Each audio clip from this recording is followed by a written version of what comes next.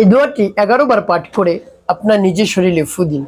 ভালোবাসার মানুষ আপনার কাছে ছুটে চলে আসবে, আপনার স্ত্রী আপনার কাছে চলে আসবে, আপনার স্বামী যদি রাগ করে বাসায় থেকে গিয়ে থাকে আপনার কাছে চলে আসবে ভালোবাসার টানে, আপনার ভালোবাসার মানুষ তো চলে আসবে ইনশাল্লাহ। আপনি দোয়াটি পাঠ করে আপনার নিজের শরীরে ফু দিয়ে দেখুন না কি হয়। তবে ভালোবাসার মানুষের নাম তার মায়ের নাম নিয়ে আপনি আমলটি করবেন। প্রিয় ভাই বোনেরা, হতে পারে স্বামী রাগ করে বাসা থেকে চলে গিয়েছে, দীর্ঘদিন আসে না, কথা হয় না, বা স্ত্রী বাসার থেকে রাগ করে চলে গিয়েছে, বাবার বাড়ি চলে গেছে, আসে না, কথা হয় না, ফোনেও কথা হয় না, যোগাযোগ নেই, এভাবে যদি হয়ে থাকে তাহলে দেরি করবেন না, সাথে সাথে আপনি আমলটি করবেন।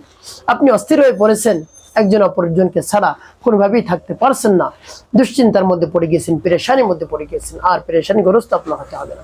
সাথে সাথে আপনি দোয়াটি পাঠ করে নিজের শরীরে ফু দেন, ভালোবাসার মানুষ টানে চলে আসবে, স্বামী চলে আসবে, স্ত্রী চলে আসবে। তারপরে চলে যদি নাও আসতে পারে আপনার সাথে ফোনে কথা বলে তারপরে সে শান্ত হবে, অন্যথায় সে কোনোভাবেই শান্ত হবে না ইনশাআল্লাহ। প্রিয় ভাই বোনের, আমলটি কখন কিভাবে করবেন, কোন নিয়মে করবেন, আমলটি করে কিভাবে উপকৃত হবেন আমি বলে দিচ্ছি। তার পূর্বে বলবো, যখন আপনি ভিডিওটি দেখবেন না টেনে দেখার চেষ্টা করবেন, তাহলে আপনি সঠিক নিয়মে আমলটি করতে পারবেন। প্রিয় ভাই বোনেরা, আমলটি করতে হলে আপনাকে কি করতে হবে? ভালোবাসার মানুষের নাম তার মায়ের নাম নিয়ে আপনি আমলটি করা শুরু করবেন। কি করতে হবে? সর্বপ্রথম পবিত্রতা অর্জন করতে হবে। উত্তম পোশাক পরিধান করে নির্জন একটি জায়গায় কিবলামুখী আপনি বসবেন। তারপরে কিছু সময় আপনি চোখ দুটো বন্ধ করে আপনার আমলের দিক মনোযোগ নিয়ে আসবেন। যদি চোখ বন্ধ করে দেন, দুনিয়ার যত ধ্যান খেয়াল সব দূর হয়ে যাবে, আপনি আমলটি ভালো করে করতে পারবেন। প্রিয় ভাই বোনেরা, সর্বপ্রথম কি পাঠ করবেন? ইস্তিগফার পাঠ করবেন, ক্ষমা চাওয়ার দোয়া পাঠ করবেন। আস্তাগফিরুল্লাহ রাব্বি মিন কুল্লি যামবি ওয়া আতুবু ইলাইহি লা হাওলা ওয়া লা কুওয়াতা ইল্লা বিল্লাহিল আলিয়্যিল আযীম। এভাবে যখন ইস্তিগফার পাঠ করা হয়ে যাবে, তারপরে আপনি কি করবেন? তারপরে আপনি 3 বার দুরূদ শরীফ পাঠ করবেন, সাল্লাল্লাহু আলাইহি ওয়াসাল্লাম, সাল্লাল্লাহু আলাইহি ওয়াসাল্লাম, সাল্লাল্লাহু আলাইহি ওয়াসাল্লাম। এভাবে যখন ইস্তিগফার এবং দুরূদ শরীফ পাঠ করা হয়ে যাবে, তারপরে আপনি সেই দোয়াটি পাঠ করবেন। যখন পাঠ করবেন, এরপর আল্লাহ রাব্বুল আলামিনের কাছে বলবেন, হে আল্লাহ, আমার ভালোবাসার মানুষকে কাছে এনে দিন, আমি আপনার শরণাপন্ন হয়েছি, এই দোয়া পাঠ করতেছি। এই দোয়ার বরকতে, রমজান মাসের বরকতে, কোরআন নাজিল মাসের বরকতে আপনি আমার ভালোবাসার মানুষকে কাছে এনে দিন, আমার স্বামীকে কাছে এনে দিন, আমার স্ত্রীকে কাছে এনে দিন, আমার সংসারের মধ্যে শান্তির ব্যবস্থা করে দিন। এভাবে আল্লাহ রাব্বুল আলামিনের কাছে আপনি বলবেন, তারপরে দোয়াটি পাঠ করবেন। দোয়াটি পাঠ করে পরবর্তীতে কি করবেন বলে দিচ্ছি, আগে দোয়াটি বলে নেই। আমার দেখার নিয়ম অনুযায়ী একেবারে স্থির হয়ে দোয়াটি আপনি মনোযোগ সহকারে শুনবেন এবং মুখস্থ করে নেবেন। বিসমিল্লাহির রহমানির রহিম। ইউহিব্বুহুম ওয়া ইউহিব্বুনাহুম কাহুব্বিল্লাহ ওয়াল্লাযীনা আমানু আশাদ্দু হুব্বাল লিল্লাহ। ইউহিব্বুহুম ওয়া ইউহিব্বুনাহুম কাহুব্বিল্লাহ والذين آمنوا أشد حبا لله। তো যখন পাঠ করে যাবে একটু শুনবেন নিচে শুনে, তারপর আপনি আবারও পাঠ করবেন। বিসমিল্লাহির রহমানির রহিম।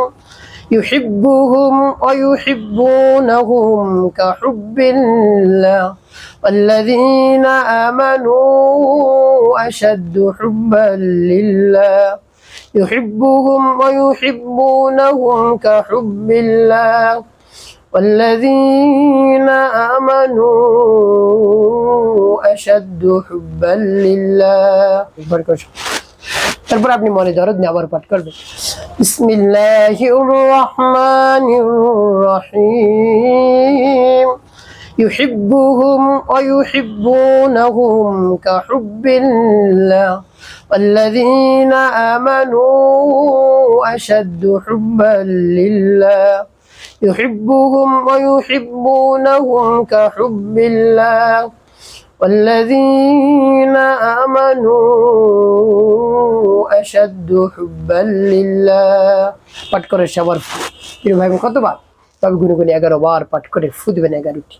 শেষে 5 বার দুরূদ বিরাম পাঠ করবেন। আল্লাহুম্মা সাল্লি আলা মুহাম্মাদিন ওয়া আলা আলি মুহাম্মাদ কামা সাল্লাইতা আলা ইব্রাহিম ওয়া আলা আলি ইব্রাহিম ইন্নাকা হামিদুম মাজিদ। আল্লাহুম্মা বারিক আলা মুহাম্মাদিন ওয়া আলা আলি মুহাম্মাদ কামা বারাকতা على إبراهيم وعلى آل إبراهيم إنك حميد مجيد.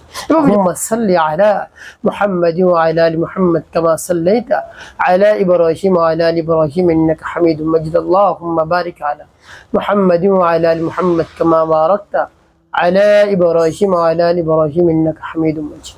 اللهم صل على محمد وعلى آل محمد كما صليت على إبراهيم وعلى آل إبراهيم إنك حميد مجيد. اللهم بارك على محمد وعلى آل محمد كما باركت على إبراهيم وعلى آل إبراهيم إنك حميد مجيد. এভাবে যখন দুরূদ ইব্রাহিম পাঠ করা হয়ে যাবে তারপরে আপনি কি করবেন?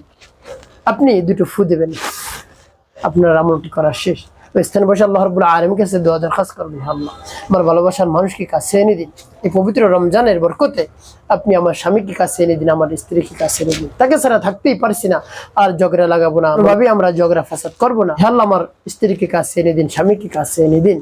এভাবে আল্লাহ রাব্বুল আলামিনের কাছে আপনি মন খুলে প্রাণ ভরে বিশ্বাস নিয়ে বলবেন, দেখবেন অবশ্যই আপনার ভালোবাসার মানুষ কাছে চলে আসছে, স্বামী চলে আসছে, স্ত্রী চলে আসছে। দেখে আপনি অবাক হয়ে যাবেন ইনশাআল্লাহ। একটি কাজ করতে হবে, 5 ওয়াক্ত নামাজ আপনাকে আদায় করতে হবে, মানুষের কল্যাণে খিদমত কাজ করবেন, অবশ্যই আপনার জীবন হবে সুখময় এবং শান্তিপূর্ণ ইনশাআল্লাহ।